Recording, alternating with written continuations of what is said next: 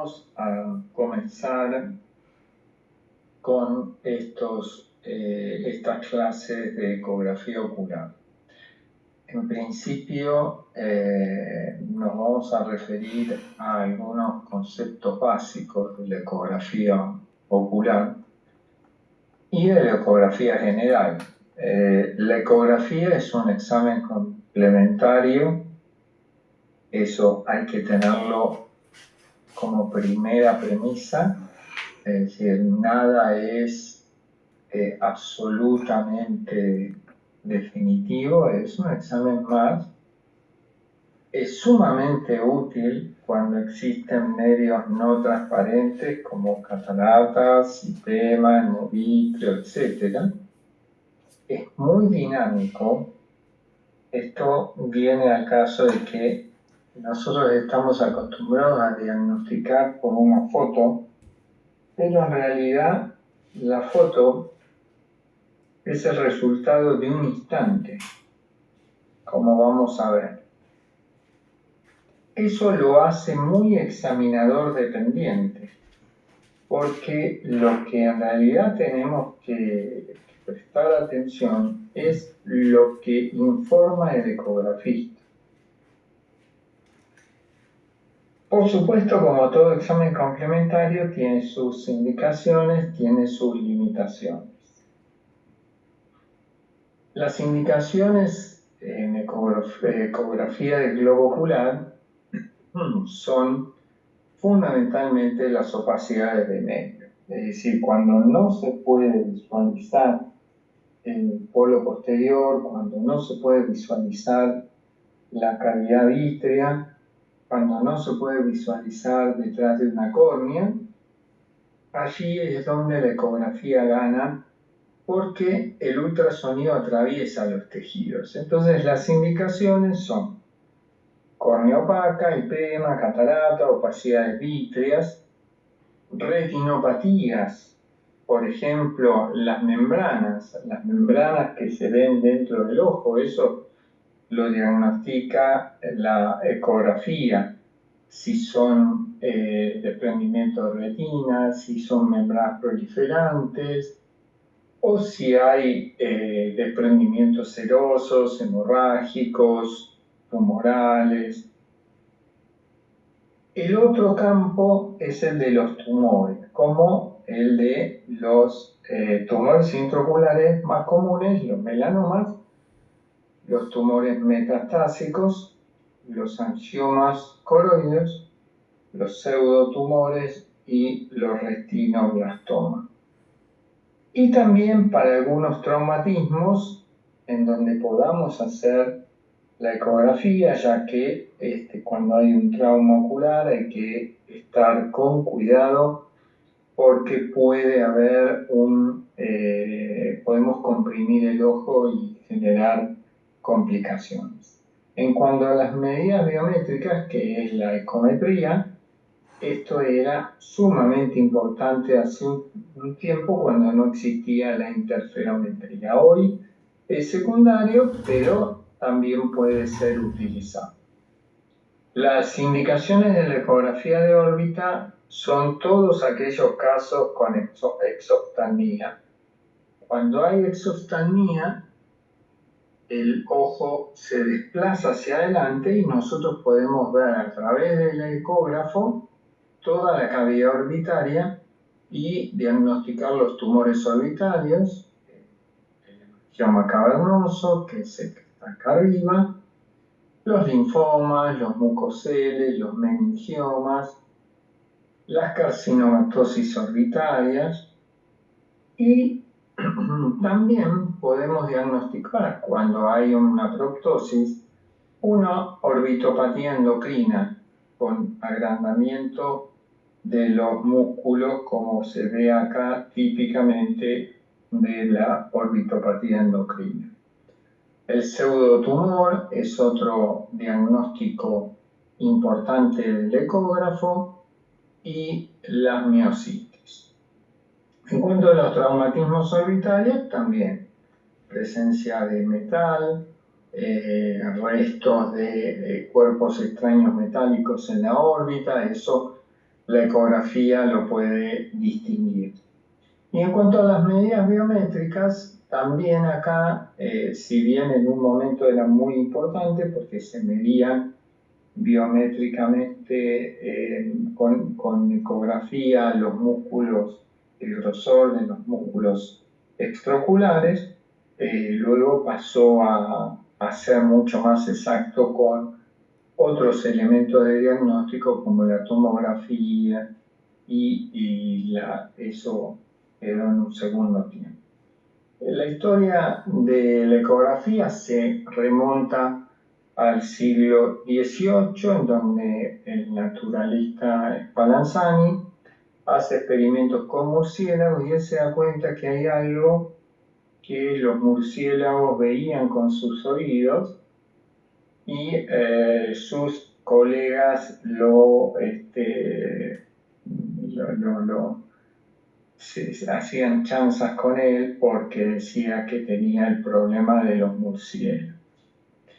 Pierre y Jacques Curie en 1880 descubren el efecto piezoeléctrico, en donde un voltaje produce una compresión en un cristal de cuarzo, eso genera un flujo de electrones, y el efecto contrario genera un efecto de electrones en sentido contrario, y eso es lo que da origen a la onda ultrasónica. Empezaron a estudiar con ultrasonido para otras aplicaciones, como para el desarrollo del sonar, que fue útil en la Primera Guerra Mundial, basado en el uso de ondas ultrasonoras que producían la vibración de los cristales de cuarzo.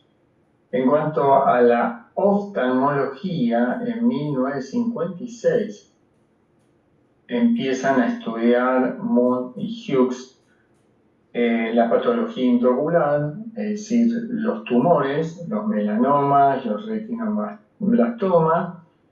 En 1957, Uppsala y Lettiner publican las características ecográficas de algunas patologías oculares. Brown introduce la ecografía bidimensional con traductores de 15 MHz y se funda la Sociedad Internacional de Ultrasonografía en Oftalmología, la SIGO. Originalmente el curso que yo hice allá por el 80 y pico de ecografía era una, digamos, subsidiaria de la SIGO. En 1972 aparece el ecógrafo de contacto marca Bronson, que era muy tosco comparado con los actuales, pero que era una gran ventaja. Entonces, el principio básico de la ecografía es el ultrasonido. Y acá tenemos que conocer algo de física para poder aprender qué es lo que estamos haciendo. Entonces, el ultrasonido es aquel que tiene una frecuencia mayor a 20.000 ciclos por segundo, que es lo mismo que 20 kHz o kilohertz. La audición humana es de aquellos sonidos que tienen entre 16 Hz y 20 kHz. O sea, viene los sonidos audibles, luego el ultrasonido, que es más allá de esa frecuencia, pero que no genera una onda auditiva. Esto es lo que estamos viendo acá en el gráfico. son ondas mecánicas que, a diferencia de las electromagnéticas, el ejemplo típico es la luz, no transmiten en el vacío. Es decir, las electromagnéticas se ven en el vacío, el ultrasonido no. Comparten las dos ondas, la electromagnética y la onda ultrasónica, algunas características. Uno es lo que llamamos la velocidad. La velocidad está dada por la cantidad de metros por segundo en la que viaja en un tejido, y en el ultrasonido eso se altera o se modifica según el tejido que atraviesa. Es decir, atraviesa más rápido o menos rápido los diferentes o las diferentes contexturas de tejido. El otro elemento es la frecuencia. Ustedes van a oír en ultrasonido que estamos trabajando con una sonda de determinada frecuencia. La frecuencia es el número de ciclos por segundo que se genera en esa onda. Es decir, un ciclo es una onda que sube, que llega al máximo, que pasa por cero, baja al mínimo y luego vuelve al cero. Entonces ese es un ciclo completo. Entonces la longitud de onda es la distancia en tiempo que es un tiempo t, entre dos crestas de la onda. Es decir, cuando esa longitud de onda es más chiquita, hay más cantidad de ondas en un determinado trayecto. Cuando esa longitud de onda es mayor, hay menos ondas en ese tiempo. Esto, ¿por qué es importante? Bueno, porque ¿cómo fue que el ultrasonido medía el cristalino? Lo medía por esto, ya que uno puede saber cuál es la longitud de onda de una sonda, cuál es la velocidad de un tejido. Nosotros calculamos cuál es el tiempo que demora en ir y volver, y ahí calculamos lo que se llama la distancia. La distancia es igual al tiempo que tarda dividido 2, porque es el tiempo que tarda en ir hacia un punto, rebotar y volver a la zona.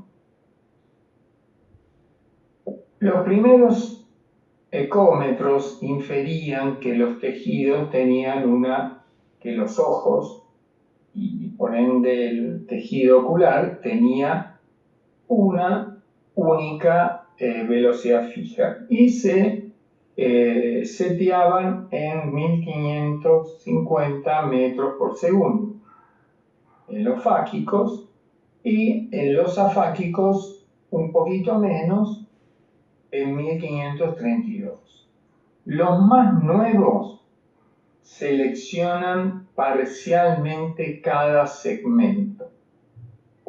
Selecciona cuál es la velocidad de la cámara anterior, cuál es la velocidad del cristalino y cuál es la velocidad del vitrio, lo cual aumenta la exactitud del cálculo. La velocidad de ultrasonido, para que tengamos en cuenta en los distintos tejidos, es variable. Como ustedes ven acá, el aire es el que menos conduce. Y si nosotros tenemos vacío en el vacío no conduce el ultrasonido. Por el contrario, el tejido más compacto que tenemos en este listado que hemos puesto es el acero, y el acero conduce a una velocidad altísima de 5.900 metros por segundo. Quiere decir que a mayor densidad de un tejido, mayor velocidad de conducción del ultrasonido. Y acá en el medio tenemos el malo de la película, que es el aceite de silicón. El aceite de silicón es algo que nos entorpece siempre que queremos hacer ecografía, porque a través del aceite de silicón transmite más lentamente. El tema es que existen unas cuantas reglas en cuanto nosotros nos encontramos con distintos tejidos haciendo un examen ocular, digamos, de una ecografía ocular normal. Cuanto mayor frecuencia tiene en una sonda, resuelve mejor. Es decir, se detectan defectos más, digamos así, más detallistas, pero tiene menor penetración. Es decir, nosotros tenemos una sonda de 10 MHz, tiene una longitud de onda de 0,16 milímetros, mientras que la sonda de 20 tiene una de 0,08 milímetros. Entonces, a mayor frecuencia de la sonda, mejor resolución, pero peor penetración. Habitualmente en ecografía usamos sondas de 10, excepcionalmente de 20, y en ultrabiomicroscopía o VM usamos sondas de 20 para arriba, de 20, 25 o 50. Aquí está en este gráfico de la izquierda la utilización de las distintas, digamos, frecuencias de las sondas de ultrasonido. Ven que la parte de ecografía oftalmológica oscila entre 20 y 6 MHz, mientras que todo lo que son las sondas abdominales y demás oscila en sondas de 3 MHz, 2 MHz o 1 MHz.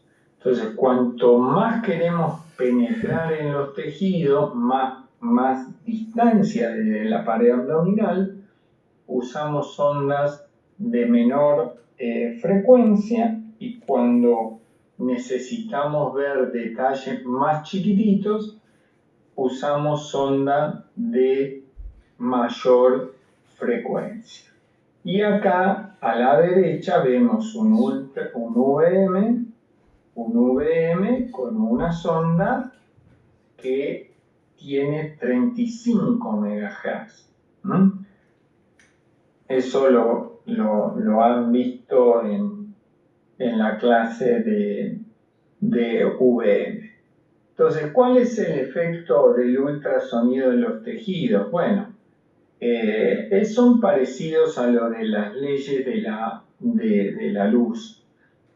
Es decir, cuando interactúan el ultrasonido en dos tejidos, produce una reflexión que el haz incidente viene en este sentido, se encuentra con una interfase y es reflectado.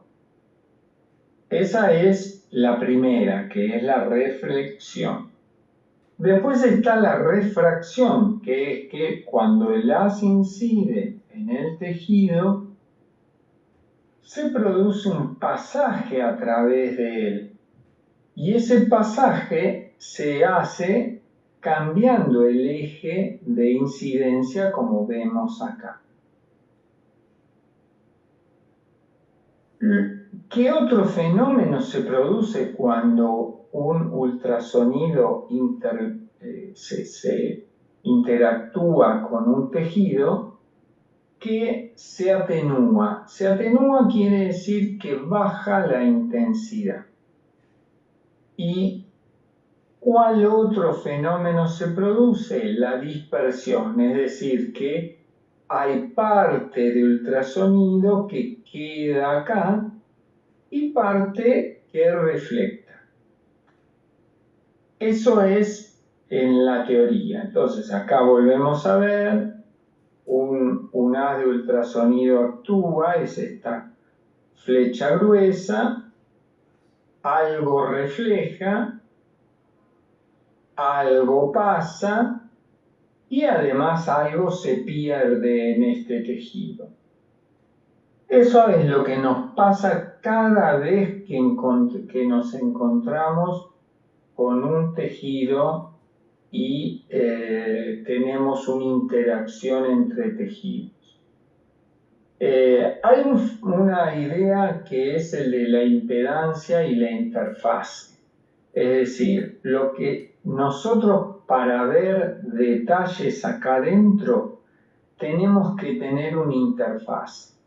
Una interfase es algo diferente entre un tejido y otro. Hay algunos que son más diferentes y otros que son menos diferentes. Entonces, esa diferencia, por ejemplo, en esta foto de acá arriba vemos muy importante esta diferencia. Muy bien. Esto es lo que se llama impedancia acústica. Cuando hay una interferencia entre dos medios con una densidad y una muy diferente velocidad del ultrasonido en esos medios, esa impedancia es máxima. Y entonces, cuanto es máxima la impedancia, mayor es la diferencia del eco. Una vez que nosotros hemos planteado los principales temas con los que nos encontramos al hacer una ecografía, luego debe que la emisión del ultrasonido interactúe con el ojo, en este caso, y vuelva. Una vez que vuelve a la sonda y a través de la sonda vuelve a la pantalla donde hay un generador y se forma, el generador analiza pulsos eléctricos, el transductor pasa lo eléctrico en efecto mecánico, recibe el impulso y el efecto del receptor es eléctrico y genera una pantalla que es la imagen que nosotros vemos. Así es como funciona el ecógrafo. Hay algunos elementos como la amplificación, que es que para ver mejor determinadas imágenes tenemos que amplificar linealmente o logarítmicamente o con curva en S. Y la ganancia. La ganancia es cuán cuanto más visible se hace el eco. Se miden decibeles, como ustedes ven por acá. Acá dice GAN y dice un número que eso cada ecografista lo ajusta en su pantalla como para hacer mejores diagnósticos. Y es decir, cuanto mayor intensidad en la pantalla, el punto es más brillante. O en el caso de las ondas A, que vamos a ver después, es más alto. Eso aumenta la sensibilidad, pero disminuye la resolución. Es decir, cuando nosotros le aumentamos más el blanco, vemos menos detalles en el medio. Cuando nosotros bajamos demasiado, vemos algunos detalles, pero perdemos capacidad. Hay dos tipos de modos de ultrasonido. Lo que fue el original es una sonda que emite una línea que hace un pico en cada vez que que el ultrasonido vuelve, que es el modo A, y la otra es el modo B, que es el que hoy se utiliza muchísimo más, casi exclusivamente, y que es el modo tiempo-brillo. Es decir, esto es a mayor brillo, mayor, digamos, es mayor la reflectividad que tiene ese tejido o ese punto. En cambio acá es el modo tiempo-amplitud, es decir, a mayor amplitud significa que este pico tiene mayor reflectividad, es decir, refleja más. Los dos modos han sido utilizados, el modo A, el modo B, a veces se pide igual. El modo A es el que se usa exclusivamente en la biometría ultrasónica y el modo B es el que se entiende más cuando uno ve una imagen, porque en definitiva son dos maneras de ver una misma imagen. Una vez hablado toda la parte básica del ultrasonido, como para entender el tema, vamos a hablar un poco de equipos. Hay equipos bastante antiguos que